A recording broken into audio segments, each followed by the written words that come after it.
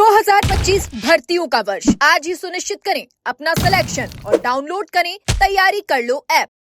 नमस्कार, एजुकेशन नगरी में आपका स्वागत है और मैं हूं आपके साथ विनीत। एसआई भर्ती का मामला लगातार पिछले काफी समय से चल रहा था और सिंगल बेंच का फैसला भी आ गया था, लेकिन अब इस मामले में डबल बेंच ने सिंगल बेंच के फैसले पर रोक लगा दी है और अब जो अगली सुनवाई है वो लगातार चलेगी। लेकिन इस मामले में चयनित एसआई की तरफ से हमारे साथ मौजूद है एडवोकेट तनवीर अहमद। उनसे बात करेंगे कि किस तरीके का आज जो सुनवाई रही है वो रही है। तो सर, क्या कुछ रहा है आज जो सुनवाई हुई थी, जिस तरीके से अब सिंगल बेंच का जो फैसला था उस पर रोक लगा दी गई है? हाँ, कोर्ट ने ये भी कहा है कि मामले को दोबारा अफ्रेश तरीके से देखने की ज़रूरत है।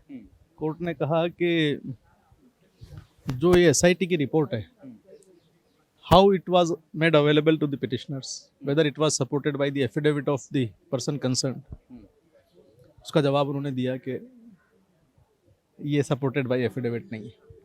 तो उसके अलावा फिर डीजी के द्वारा उस रिकमेंडेशन को एक्सेप्टेंस का भी वो है, उसका भी कोई एफिडेविट नहीं है। These aspects are noted by the court. Court has also found that there were some scathing remark against the members of the RPSC also. Certain points were highlighted before the court. Segregation is possible.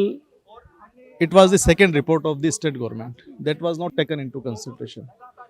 तो इस बात को जब court ने देखा division bench ने, तो उन्होंने पाया कि अभी मामले को दोबारा एग्जामिन करने की आवश्यकता है और यथास्थिति का आदेश कर दिया।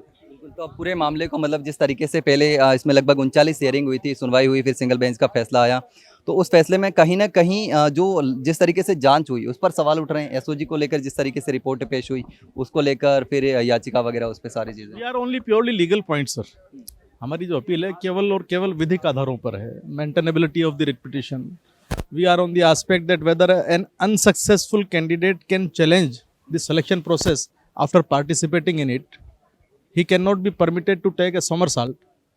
अगर उसका खुद का चयन हो जाता तो दुनिया का सबसे बेहतरीन सिलेक्शन था उसके लिए। वो लोग चयन को चुनौती देने के लिए आए हैं और वो भी हर प्रोसेस के अंदर पार्टिसिपेट करने के बाद। There conduct is also doubtful. They earlier filed a writ petition.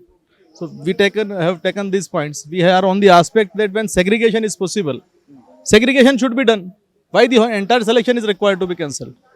And this is the second report of the SOG also, and the state government has come to this conclusion. How the second report not to be relied upon? What is the authenticity of the first report alone to go with that and revolving the whole judgment surrounding that? We attacked on that point. Segregation का पूरा मामला था और सरकार ने एक शायद home department की एक रिपोर्ट भी कोर्ट में पेश की गई थी और उसमें भी ये बताया था, बल्कि स्टैटिस्टिक्स की, आपके दूसरी एजेंसीज की, डीओपी की सारी रिपोर्ट्स को कोर्ट ने के सामने स्टेट गवर्नमेंट ने पेश किया था। लेकिन दूसरी तरफ एसओजी का ये बार बार बयान आता था कि 35 दिन पहले पेपर लीक हो गया था और इसमें सेग्रीगेशन संभव ही नहीं है। देखो क्या है, बयानों का किसी की नाकामियों को और नाकाबिलियत को ये नहीं कह सकते कि आप सेग्रीगेशन पॉसिबल नहीं। It can be an opinion कि आप आगे कुछ खोजने चलें, आपको नहीं मिल पाए तो आप कहेंगे मुझे नहीं मिल पाएगा, यानी कि सारी दुनिया को नहीं मिल पाएगा।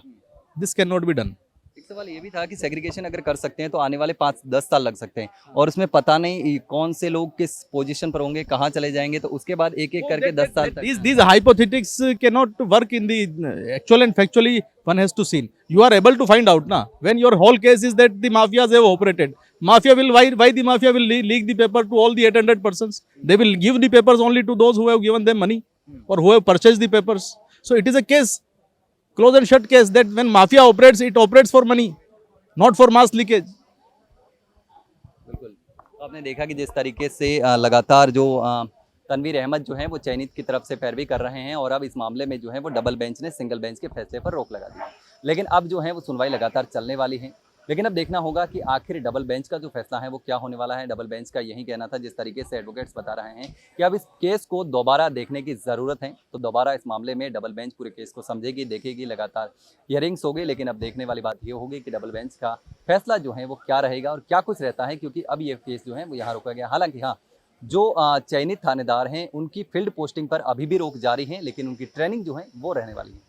लेकिन अब देखना होगा कि आगे होता क्या है। फिलहाल के लिए इतना ही, जल्द मिलते हैं एक नई जानकारी के साथ। तब तक के लिए नमस्कार।